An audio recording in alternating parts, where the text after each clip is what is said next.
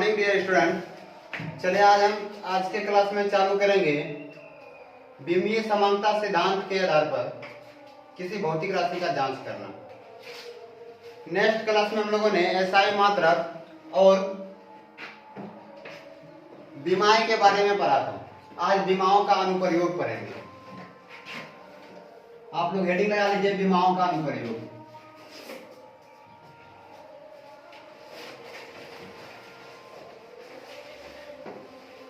विमाओं का अनुप्रयोग।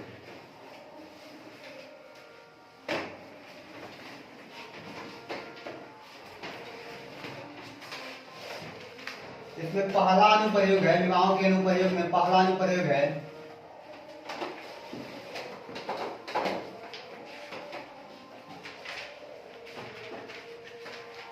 विमीय समांगता सिद्धांत द्वारा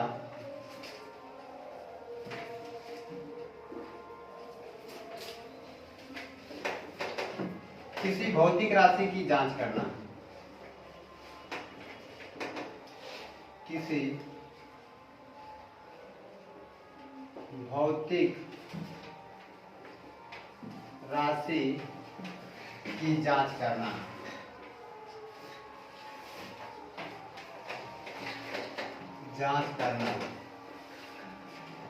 तो चलिए इसको जानने से पहले हम लोग कुछ बेसिक को जान लेते हैं।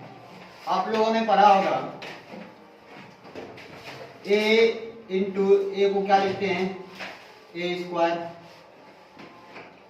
लिखते हैं ना। ए गुना बी को क्या लिखते हैं, ए बी लिखते हैं।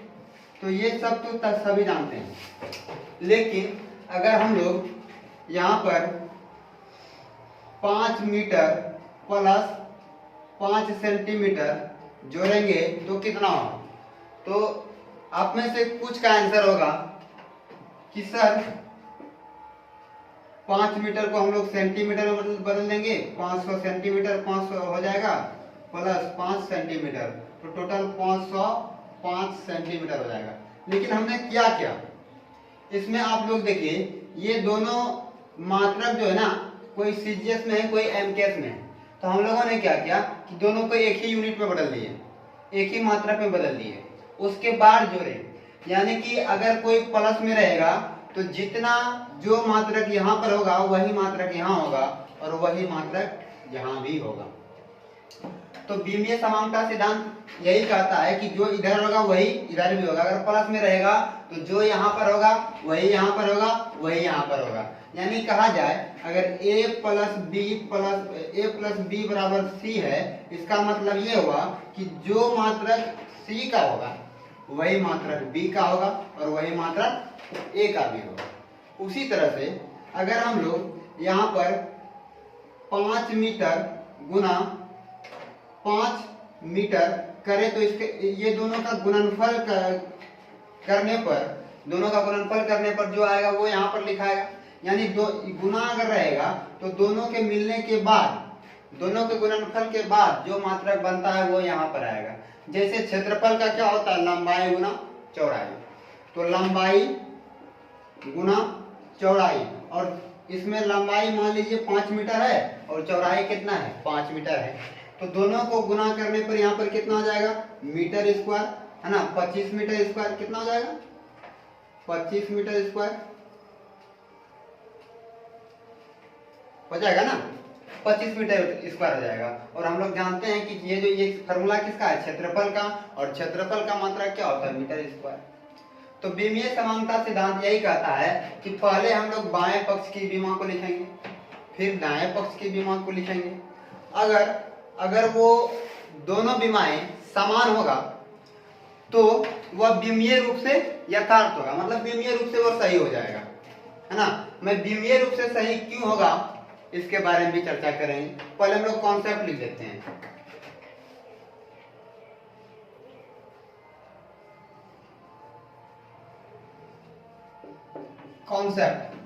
कॉन्सेप्ट में क्या लिखेंगे, सबसे पहले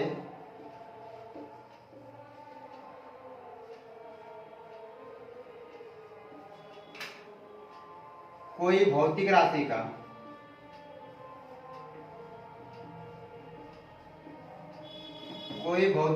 का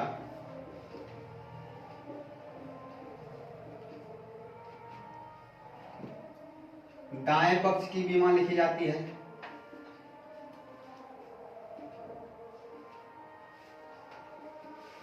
दाएं पक्ष की विमा लिखी जाती है।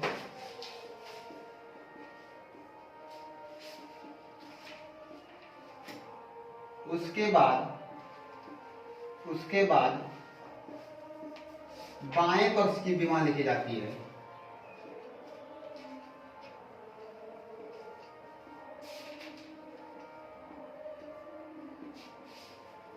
बाएं पक्ष की विमा लिखी जाती है।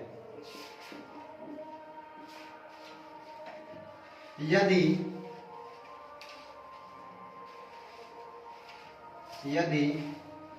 दोनों पक्ष की विमाएं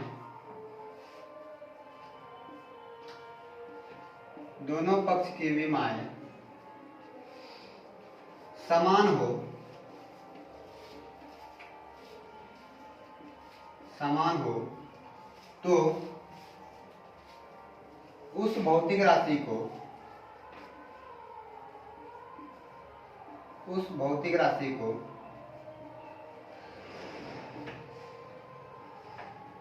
विमीय रूप से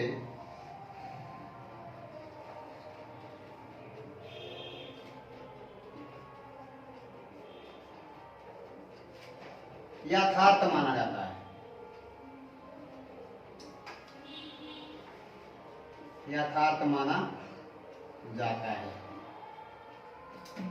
तो गौर से देखिए कॉन्सेप्ट क्या कह रहा है कि सबसे पहले किसी भौतिक राशि का बाएं पक्ष की विमा को लिखी जाती है ना। सबसे पहले किसी भौतिक राशि के दाएं पक्ष की विमा को लिखी जाती है, उसके बाद बाएं पक्ष की विमा को लिखी जाती है। यदि दोनों पक्ष की विमाएं समान हो तो उस भौतिक राशि की विमाएं उस भौतिक राशि को विमीय रूप से यथार्थ माना जाता है ना। यहाँ विमीय रूप से यथार्थ मानने का भी कुछ कारण है। इसको हम लोग अभी जब सवाल को सॉल्व करेंगे तो समझ में आ जाएगा कि ये क्यों मैंने लिखा है। तो आप लोग कॉन्सेप्ट को नोट कर लीजिए।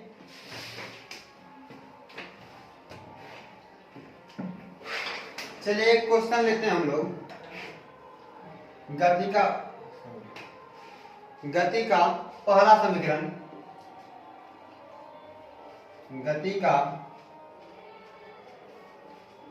समीकरण क्या होता है? देखिए गति का पहला समीकरण है v बराबर u प्लस at। तो इसको हम लोग विमीय रूप से जांच करेंगे। क्या करेंगे? विमीय रूप से जांच करेंगे। अगर ये विमीय रूप से सही होगा, तो इसका मतलब है कि ये सूत्र क्या है? सही है। तो हम लोग इसको जांच करते हैं। इसमें v क्या है? ये v है अंतिम वेग। क्या है? अंतिम वेग। u क्या है? प्रारंभिक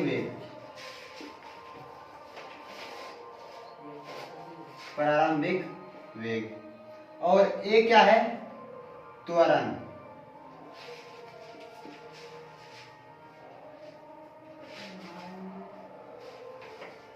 t क्या है? समय। तो आपको सबसे पहले इस सभी चीजों का बीमा याद रहना चाहिए। अगर आपको बीमा याद नहीं है तो हमारे पिछले वीडियो में बीमाएं के बारे में डिटेल से चर्चा किया गया है, आप वहां पर जाकर देख सकते हैं। साथ ही वहां पर आपको बीमा से रिलेटेड एक पीडीएफ भी डिस्क्रिप्शन में मिलेगा, आप डाउनलोड कर सकते हैं। आपको ये तभी समझ में आएगा जब आप पिछले वीडियो की जानकारी ले चुके होंगे। चलिए देखते हैं। अब ये अंतिम वेग है, तो सबसे पहले लिखेंगे हम लोग v बराबर u प्लस at। तो v क्या है? अंतिम वेग है। तो वेग के लिए क्या बीमा होता है? वेग के लिए विमीय सूत्र होता है m पर पावर 0 l t पर पावर -1 ये होता है। उसके बाद u क्या है? प्रारंभिक वेग, तो इसका भी ये भी वेग है, तो वेग का क्या हो जाएगा? m पर पावर 0 l t पर पावर -1। अब a क्या है? त्वरण, तो त्वरण का क्या होता है? m पर पावर 0 l t पर पावर -2। t क्या है? समय, तो समय का समय इसमें किसमें है? मल्टीप्लीकेशन में। किसमें है? मल्टीप्लीकेशन यानी कि गुना में है। तो इसमें क्या करेंगे? t का विमा लिख देंगे। समय का क्या होता है? सिर्फ t होता है, तो इसमें हम लोग m और l क्या हो जाएगा? m और l हो जाएगा 0 और t पर पावर कितना हो जाएगा? t पर पावर 1 हो जाएगा, है ना। तो अब हम लोग क्या करेंगे? ये तो इसको स्थिर रखेंगे और इसको हम लोग सॉल्व करेंगे। यदि इसका बीमा इसके बीमा के बराबर और ये दोनों का बीमा मिलकर इस बीमा के बराबर हो जाता है, तो हम लोग कहेंगे कि ये जो सूत्र है ये बीमीय रूप से यथार्थ है ना। तो चलिए सॉल्व करते हैं। तो गौर से देखिए, ये तो वही उतर जाएगा m पर पावर 0 l t पर पावर -1, लेकिन यहाँ पर ये दोनों क्या है? गुना में है। तो हम लोग जानते हैं कि गुना में पावर जुड़ जाता है, यदि a पर पावर m है गुना a पर पावर n है, तो पावर a पर पावर m प्लस n हो जाता है ना। तो उसी तरह से यहाँ पर क्या हो जाएगा? इस पर पावर 0 यहाँ पर 0, तो दोनों का बेस क्या है? समान है, तो पावर जुटेगा, तो 0 प्लस 0 कितना हो जाएगा? 0। m पर पावर कितना हो जाएगा? 0। अब यहाँ पर देखिए l पर पावर नहीं कुछ है, तो इसका मतलब है कि 1 छिपा हुआ रहता है, तो इस पर कितना पावर? 1 है। यहाँ पर l और l क्या है? दोनों का बेस समान है, तो पावर जुटेगा, क्या हो जाएगा? l पर पावर 1, है ना। उसी तरह से यहाँ t और यहाँ पर t पर पावर 1, यहाँ पर t पर पावर -2 है, तो दोनों क्या है? मल्टीप्लीकेशन में, यानी पावर जुटेगा। तो यहाँ पर कितना हो जाएगा? t पर पावर -2 और यहाँ पर +1 कितना हो जाएगा? -1। तो t पर पावर कितना हो जाएगा? -1। तो हम यहाँ पर आप गौर से देखिए, दोनों पक्ष की बीमाएं समान है। दोनों पक्ष की बीमाएं क्या है? समान है। जितना बीमा इसका है उतना बीमा इसका है, जितना बीमा इसका है उतना ही बीमा इसका है। तो इस तरह से हम लोग कह सकते हैं कि ये जो फार्मूला है गति का पहला समीकरण, ये क्या है? विमीय रूप से यथार्थ है। क्या है? विमीय रूप से यथार्थ है ना। अभी तुरंत हम लोगों ने पढ़ा था कि 5 सेंटीमीटर प्लस 500 सेंटीमीटर बराबर कितना होता है? 5 centimetre plus 500 centimetre equal to कितना हो जाएगा? 505 सेंटीमीटर, है ना। तो जितना बीमा यहाँ था उतना ही बीमा है यहाँ पर भी, और जितना मात्रक यहाँ पर उतना मात्रक यहाँ पर, उतना ही मात्रक यहाँ पर भी है। उसी तरह से हम लोगों ने यहाँ पर देखा कि जो बीमा यहाँ पर है वो बीमा यहाँ पर है, वही बीमा यहाँ पर है। तो इस तरह से हम लोग कह सकते हैं कि यह सूत्र जो है विमीय रूप से क्या है? यथार्थ है। तो दूसरा क्वेश्चन हम लोग लेते हैं, गति का दूसरा समीकरण। गति का दूसरा समीकरण क्या है?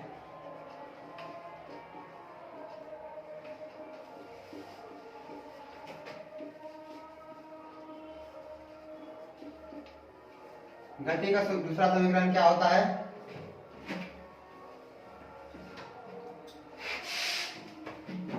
जहां पर s क्या है? विस्थापन है। ये s क्या है? विस्थापन। विस्थापन क्या हो जाएगा? s बराबर क्या है? विस्थापन है। और u हम लोग जानबे करते हैं, u क्या है? प्रारंभिक वेग है। t क्या है? समय है। 1/2 को नहीं लेना है, 1/2 को हम लोग कॉमन लेते हैं। a का क्या है? a त्वरण है। t क्या है? समय है ना। तो इस क्वेश्चन को मैं ऊपर सॉल्व करता हूं। आप लोगों ने अगर लिखा है तो ठीक है, नहीं तो स्क्रीनशॉट ले लीजिए, मैं इसे रद्द करता हूं।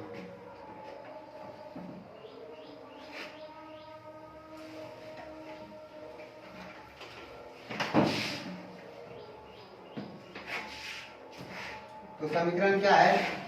s बराबर ut प्लस ½ at स्क्वायर। तो एस क्या है, विस्थापन, और विस्थापन की विमाएं होती है एल, और सिर्फ एल होती है, लेकिन विमीय सूत्र में होता क्या है कि हम लोग तीनों भौतिक राशि को लिखते हैं, है ना, एम एल टी तीनों को लिखना होता है।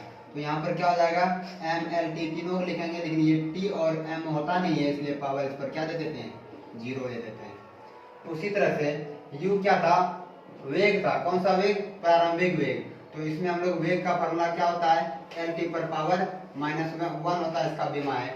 एम नहीं होता है, फिर भी एम को लिखेंगे, लेकिन पावर कितना दे देंगे, 0 दे देंगे। और ये समय क्या है, समय का सिर्फ टी होता है, एम एल नहीं होता है, इसलिए एम एल को भी लिखना है, लेकिन पावर क्या दे देंगे, 0 दे देंगे। उसी तरह से यहाँ पर हाफ को अब नहीं लेना है, हाफ जो है ना कांस्टेंट है, इसको नहीं लेते हैं। ये क्या है, त्वरण, ये क्या है, त्वरण, त्वरण को लिखेंगे, त्वरण बराबर क्या होता है, एल टी पर पावर -2, इसमें भी एम नहीं होता है, तो एम पर पावर कितना दे देंगे, 0 दे देंगे। उसके बाद इसका गुणांक कितना है, समय है, तो समय का होता है t, तो सिर्फ यहाँ पर t लिखेंगे, और एम एल नहीं है, तो इस पर पावर कितना दे देंगे, 0। इस पर पावर कितना है, 2, तो इस पूरे पर कितना हो जाएगा, 2 हो जाएगा। तो सॉल्व करते हैं इसका। पहले क्या करेंगे, बाएं पक्ष की विमा को लिखेंगे, फिर दाएं पक्ष की विमा को लिखनी है। अब दाएं पक्ष की विमा को क्या करेंगे, सॉल्व करेंगे। तो देखिए यहाँ पर क्या है, m पर पावर 0, यहाँ पर भी m पर पावर कितना है, 0। बेस समान रहने पर पावर जुड़ जाता है, तो 0 + 0 क्या 0। तो यहाँ पर कितना हो जाएगा, m पर पावर 0 l। यहाँ पर देखिए l पर पावर नहीं कुछ, तो कितना है, 1 है, और ये दोनों क्या है, गुणा में है, तो पावर क्या होगा, जुड़ जाएगा, कितना हो जाएगा, 1 + 0 कितना हो जाएगा, 1। और यहाँ पर कितना है, t पर पावर -1, t पर पावर +1, तो कट जाएगा, हो जाएगा क्या, सिर्फ t पर पावर 0, है ना। तो देखिए ये इसके बराबर हो चुका है, अब इसको देखते हैं ये बराबर होता है कि नहीं, है ना। तो यहाँ पे देख लीजिए कि m पर पावर यहाँ 0 है, यहाँ 0 है, तो 0 + 0 क्या होगा, 0, और l पर पावर यहाँ 1 है, यहाँ पर 0, तो 1 + 0 बराबर 0। तो कितना हो जाएगा, यहाँ पर कितना हो जाएगा, l पर पावर 1 कितना हो जाएगा, l पर पावर 1, क्योंकि 1 + 0 बराबर कितना 1 होता है ना, ठीक है। अब देखिए t पर पावर कितना हो जाएगा, t पर पावर यहाँ देखिए, यहाँ पर क्या है, स्क्वायर है ना, स्क्वायर है, तो सब पर स्क्वायर है पूरे पर, तो 0 से स्क्वायर कीजिएगा तो 0 हो जाएगा, यहाँ भी स्क्वायर कीजिएगा क्या हो जाएगा, 0। और यहाँ पर t पर पावर 1 है, तो 1 × 2 कितना हो जाएगा, 2। यहाँ पर t पर पावर हो गया 2, यहाँ पर -2, t पर पावर कितना हो जाएगा, 0। तो यहाँ भी देखिए हम लोग क्या, बाएं पक्ष की विमा और दाएं पक्ष की विमा समान हो चुकी है। जितना विमा यहाँ है उतना ही विमा यहाँ पर है, और उतना ही विमा यहाँ पर है ना। तो इस तरह से देख रहे हैं कि हम लोग क्या देख रहे हैं कि विमा क्या है, समान हो चुका है। अब यहाँ पर देखिए कि 1/2 से कोई असर पड़ा नहीं पड़ा, तो इसीलिए इसको लिखते हैं कि यह क्या है, कि विमीय रूप से समान है, भौतिक रूप से समान नहीं है। यदि बाएं पक्ष की विमा और दाएं पक्ष की विमा समान हो, तो यह विमीय रूप से यथार्थ माना जाएगा, भौतिक रूप से सही नहीं माना जाएगा। कारण क्या है कि अगर यहाँ पर हम लोग इस तरह से लिखेंगे, S = UT + ½ AT², तो आप गौर से देखिए, हाफ को अगर हम लोग मिटा भी दे तो कोई असर पड़ेगा नहीं पड़ेगा। तो इस तरह से क्या होगा, ये जो है इस फार्मूला को अगर सिद्ध करेंगे तो भी विमीय रूप से क्या आएगा, सही आएगा, लेकिन भौतिक रूप से सही नहीं आएगा। इस तरह से हम लोग कह सकते हैं कि अगर कोई फार्मूला जो है वो विमीय रूप से सही है, वो विमीय रूप, अगर कोई फार्मूला का बायां पक्ष और दायां पक्ष समान है, तो वो विमीय रूप से सही होगा। भौतिक रूप से सही हो भी सकता है और नहीं भी हो सकता है। इस तरह से हम लोग कह सकते हैं कि ये भौतिक रूप से सही हो भी सकता है और नहीं भी। तो यहाँ पर देख रहे हैं कि ये फार्मूला में क्या है, ये सही है, लेकिन भौतिक रूप से अगर इस फार्मूला को हम लोग देखेंगे तो ये भौतिक रूप से सही नहीं होगा, है ना। तो क्या हो जाएगा, ये जो है हम लोग एक लाइन यहाँ पर लिख देंगे कि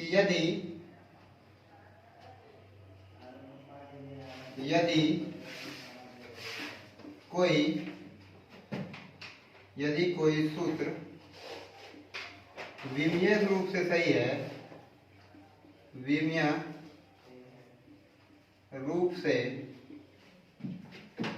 विमीय रूप से सही है, तो तो वह, इसको मैं रब करता हूं नीचे वाले को, तो वह भौतिक रूप से सही हो भी सकता है और नहीं भी सकता है और नहीं भी।